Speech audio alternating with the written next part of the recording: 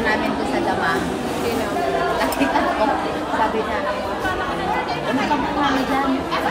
Yung mga kaibigan na ano, sabi ko wala kami di ba yung kasama nung ako? Kaibigan niya, ayun. Kaibigan na anak na girlfriend. Type niya yung kasali si Tintin.